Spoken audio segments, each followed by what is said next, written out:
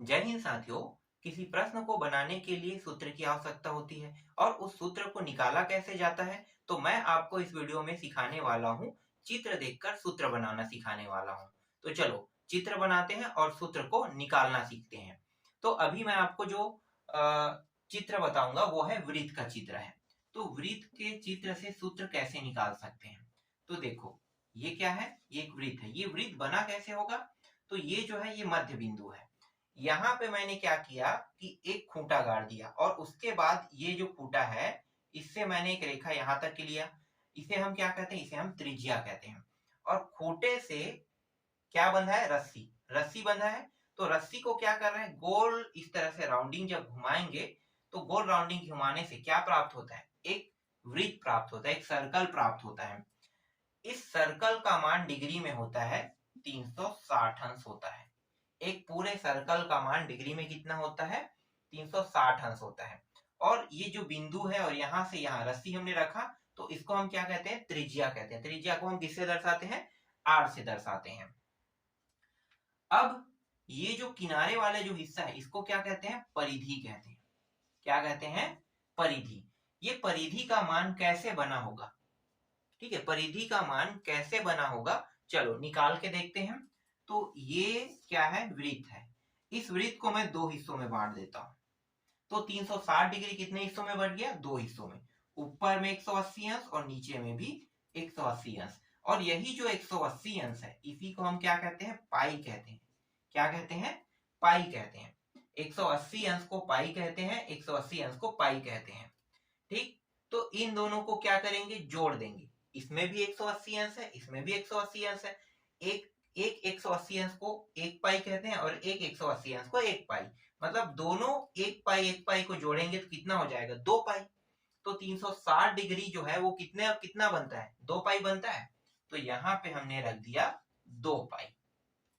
और ये जो है, ये जो वृत्त जो बना है वो त्रिज्या को मिला के ही बना है। ठीक है, त्रिज्या को मिला के ही बना है। अगर हम यहाँ पे खूंटा नहीं गाड़ते और यहाँ से यहाँ रस्सी नहीं लगाते तो ये वृत्त बनता ही नहीं। ठीक है, हमने क्या किया, जो पहले बिंदु है यहाँ से यहाँ वाला बिंदु है, ये क्या है, हमारा त्रिज्या है।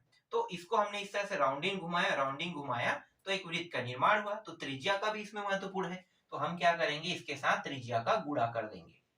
ये रहा त्रिज्या का गुणा। तो 2 पाई आर क्या हो गया, वृत्त का परिधि हो गया। तो वृत्त की जो परिधि है वो कितना होता है, 2 पाई आर होता है। कैसे निकला, बन समझ में आया। ठीक है, अब बात कर लेते हैं क्षेत्रफल में। क्षेत्रफल का मतलब होता है, ये जो अंदर वाला हिस्सा है ना, ये जो पूरा अंदर वाला हिस्सा है इसको पूरा हटा मिटा देते हैं। अब देखो मैं आपको समझाता हूँ। ये पूरा हिस्सा, ये अंदर में जो आपको दिखाई दे रहा है ये सब पूरा हिस्सा, ये क्षेत्रफल है। अब क्षेत्रफल को समझने के लिए मैं आपको एग्जांपल दूंगा, खेत का एग्जांपल दूंगा। ठीक है, खेत का एग्जाम्पल। तो खेत के एग्जाम्पल से आप समझ सकते हो कि खेत में जब फसल बोते हैं तो जितने जितने एरिया में फसल बोया जाता है वो क्या है, वो उसका क्षेत्रफल है। बोए हुए जगह को क्षेत्रफल कहते हैं। तो क्षेत्रफल पे बात कर लेते हैं। तो वृत्त का जो क्षेत्रफल है, क्षेत्रफल, ठीक है, कितना होता है, पाई आर स्क्वायर। कितना होगा, पाई आर स्क्वायर। तो ये जो 360 है ना, जैसे मैंने बताया था कि 180 अंश मतलब एक पाई, यहाँ भी 180 अंश मतलब एक पाई। ठीक है, दोनों हो गया, दो हिस्सों में से हमने बांट दिया। तो हमें क्या है, जब भी हम किसी का क्षेत्रफल निकालते हैं तो सेम मान को कभी भी नहीं लेते हैं। तो ये पाई और ये पाई दोनों सेम टू सेम है। तो हम क्या करेंगे, क्षेत्रफल निकालेंगे तो सिर्फ एक पाई का ही उपयोग करेंगे।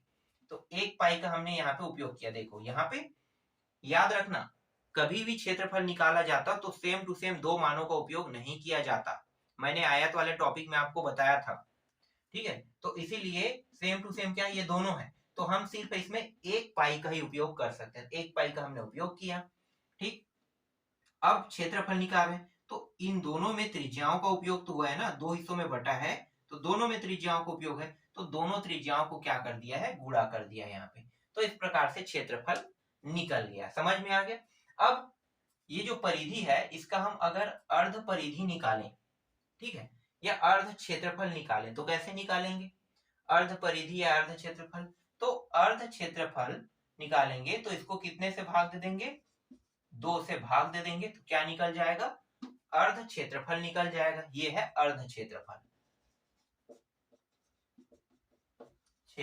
और अर्ध परिधि निकालें तो क्या हम इसको भी 2 से भाग कर सकते हैं? देखो अर्ध परिधि का जो सूत्र है वो थोड़ा सा अलग है। अगर हम 2 से भाग करेंगे तो पाई आर बस निकलेगा। पाई आर जो है वो अर्ध परिधि का सूत्र नहीं होता है। तो हम अर्ध परिधि पे बात नहीं करेंगे, अर्ध परिधि से कोई प्रश्न बनता भी नहीं है। जो मेन टॉपिक है उस पर चर्चा कर लेते हैं। एक जो होता है लंबाई होता है, ठीक है। लंबाई बहुत से लोगों को पता नहीं है कि लंबाई कैसे निकाला जाता है। पहले इन दोनों से प्रश्न को सॉल्व करके देख लें, आपका जो कंफ्यूजन है वो थोड़ा सा क्लियर कर लेते हैं, ठीक है। मतलब डाउट को हटा देते हैं पूरी तरह से, कंफ्यूजन को क्लियर नहीं करेंगे, डाउट को हटाएंगे। तो डाउटों को हटाने के लिए क्या करेंगे, सूत्र को, ये जो सूत्र है उसको सॉल्व कर लेते हैं। मैं यहाँ पे त्रिज्या का मान रख देता हूँ 21, सिर्फ त्रिज्या का मान रखेंगे। देखो उसके बाद प्रश्न ऐसे ही सॉल्व हो जाएगा और कुछ का मान की जरूरत नहीं हमें ना। तो पहले परिधि को निकाल लेते हैं। परिधि को निकालते हैं, मैं यहाँ पे नीचे में लिखता हूँ। परिधि का सूत्र क्या है, 2 पाई आर है। 2 पाई का मान कितना रखेंगे भाई, पाई का मान 180 अंश नहीं रखेंगे, कितना रखेंगे 180 अंश को पाई बोला जाता है। पाई का मान है, आप लोगों को पता होना चाहिए, पाई का मान होता है 22/7 या 3.14। इन दोनों में से कुछ भी रख सकते हो, चाहे आप 22/7 रखो चाहे आप 3.14 रखो लेकिन यहाँ पे मैं रखूंगा 22/7 रखूंगा। ये रहा 22/7। और आर का मान कितना है, यहां से हम आर के मान लेंगे 21। ये रहा आर का मान। चलो इसको आप कटा देते हैं, 7 एकम 7 दिया, कट गया। अब इन सभी को गुणा कर दो तो ये हो जाएगा 44, 22 दूनी 44 और गुणित 3। इसको हल करेंगे तो कितना हो जाएगा, 3 चौक 12 का 2, हासिल आए 3 चौक 12 13, 132, ठीक है। और इसे सेंटीमीटर या मीटर में रख लेते हैं। तो ये 132 मीटर प्राप्त हुआ। क्या प्राप्त हुआ, वृत्त की परिधि का मान जो प्राप्त हुआ 132 मीटर प्राप्त हुआ। बहुत आसान है, निकल गया इसका उत्तर, ठीक है। दूसरा देखते हैं। अब क्षेत्रफल को सिद्ध कर लेते हैं। क्षेत्रफल में भी वही मान रखेंगे। तो क्षेत्रफल का जो मान है कितना रखेंगे, पाई का मान 22/7 ही रखेंगे और आर का मान कितना है 21। तो 21 है और यहाँ पे क्या लगा है, वर्ग लगा है, तो 21 का वर्ग हो जाएगा। आगे इसे हल करेंगे तो 22/7 21 गुणित 21 इस तरह से लिख सकते हैं। वर्ग लिखा है उसको, बिल्कुल लिख सकते हैं। 7 एकम 7 दिया, कट गया ये, ठीक है। इन सभी को अब गुणा कर लो। तो गुणा करेंगे तो 22 दूनी 44 और 22 दिया, कितना हो जाएगा 66, ठीक है। तो 66 ये हो गया। 66 गुणित 21 कर दो तो 21 का पहाड़ा तो मैं नहीं पढ़ सकता, बहुत लंबा होगा, तो मैं 1 के पहाड़ा पढ़ लेता हूँ। तो 6 6 और 2 का पहाड़ा 12 और ये 12 1 13 इतना होगा। तो 6 2 8 और 3 1, मतलब ये प्राप्त हो गया 1386 मीटर स्क्वायर प्राप्त हुआ, ठीक है। ये क्या है, इसका क्षेत्रफल है। क्षेत्रफल निकालना भी सीख गए, ठीक। अब जो मैं आपको सिखाने वाला हूँ ये बहुत इंपॉर्टेंट, बहुत इंपॉर्टेंट। ये थोड़ा सा ना टफ है, थोड़ा सा टफ है, लेकिन आप याद कर लेते हो इसे तो ये बहुत आसान हो जाएगा, ठीक है। जिसे हम क्या कहते हैं, जिसे हम कहते हैं लंबाई। इस तरह से एक और त्रिज्या खींच देते हैं, ठीक है। त्रिज्या ये भी है, ये भी है, दोनों त्रिज्या है, लेकिन हम सिर्फ एक ही त्रिज्या का उपयोग करते हैं। तो इस तरह से ये जो चाप कटा है ना, और यहाँ पे मान दे देते हैं 60 अंश, ठीक है। तो यहाँ पे हमने मान रख दिया 60 अंश रख दिया, और यहाँ पे क्या खींचा हुआ है, ये भी एक त्रिज्या है और ये भी त्रिज्या। त्रिज्या क्यों है दोनों, क्योंकि ये भी केंद्र बिंदु से आया है और ये बाहरी जो रेखा इसको टच करे, ये भी केंद्र बिंदु से बाहरी रेखा को टच कर रहा है। और ये जो है चाप जो है, कितने अंश का चाप कटा है भाई, 60 अंश का चाप कटा है। तो इसमें प्रश्न पूछेगा कि लंबाई का मान बताइए। लंबाई क्या होता है पता है, ये जो है ना, यहाँ से यहाँ की दूरी को लंबाई कहते हैं। यहाँ से इसे मैं ए नाम दे देता हूँ, इसे मैं बी नाम दे देता हूँ। तो इसको हम क्या कहते हैं, लंबाई। अक्सर गलती क्या करते हैं कि उन लोगों को ये पता नहीं है कि ये लंबाई क्या होता है। तो लंबाई का मान हम निकाल रहे हैं, यहाँ से यहाँ की दूरी को लंबाई कहते हैं। तो इसके लिए एक सूत्र है। सूत्र क्या है, परिधि का सूत्र क्या है, परिधि का सूत्र है 2 पाई आर, यही है। बस इसके साथ क्या जोड़ना है या क्या गुणा करना है, गुणा करना है θ/360 का गुणा करना है, बस इतने का गुणा कर दो। किसके साथ, परिधि के साथ, तो लंबाई निकल जाएगा। अब इनको हल कर लेते हैं, ठीक है। क्या निकाल रहे हैं, लंबाई निकाल रहे हैं ना। तो ये लंबाई का सूत्र है। किसका सूत्र है? लंबाई का। परिधि के साथ किसका गुणा कर दिए? थीटा अपान 360 का अंश का गुणा कर देते हैं तो क्या निकल जाता है? लंबाई निकल जाएगा ना। तो देखो हल करते हैं। 2 गुणित पाई का मान कितना है? 22/7, आर का मान 21 और थीटा का मान कितना है? 60 अंश। ठीक है, 60 अंश जो है वो थीटा का मान है। तो यहाँ पे 60 अंश और ये हो गया 360। तो जो जो कटा उसको कटा देते हैं। देखो ये 0 0 कट गया, 6 एकम 6 छक्के 36 कट गया। इसके बाद देखो ये कट रहा है और कौन? 7 एकम 7 तिया, 3 एकम 3 दूनी 2 एकम 2 एकम। इस तरह से ये सभी मान कट गया ना। ऊपर वाले मान नीचे वाले मान से कटेगा, नीचे वाले मान ऊपर वाले मान से कटेगा, याद रखना। ठीक है, काटने का तरीका आपको पता चल गया। ठीक, अब बचा क्या क्या है? तो यहाँ पे देखो बचा है सिर्फ 22 और 22 ही क्या है? लंबाई है। मतलब यहां से यहाँ की दूरी कितना है? 22 मीटर है। समझ में आ गया? यहां से ये जो डॉट डॉट मैंने दिया है ना, इसका लंबाई कितना है? लंबाई जो है इसे एल से दर्शाते हैं। लंबाई का मान 22 मीटर प्राप्त हुआ। बहुत आसान था लंबाई निकालना। ठीक है, अब लंबाई निकालने के बाद ये जो हिस्सा है ना, यही जो चाप है, ये जो चाप है इसी का हम क्या निकालेंगे? ये जो चाप है इसी का क्षेत्रफल निकालेंगे।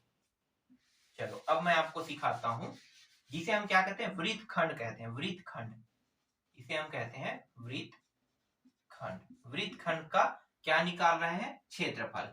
तो वृत्तखंड का यहाँ पे क्षेत्रफल लिखो। इसका सूत्र क्या होगा? क्षेत्रफल का सूत्र पता है? पाई आर स्क्वायर, यही है क्षेत्रफल का सूत्र। इसके साथ किसका गुणा कर देंगे? जो मैंने पहले वाले में किया था लंबाई वाले में, उसी का गुणा इसके साथ भी कर देंगे।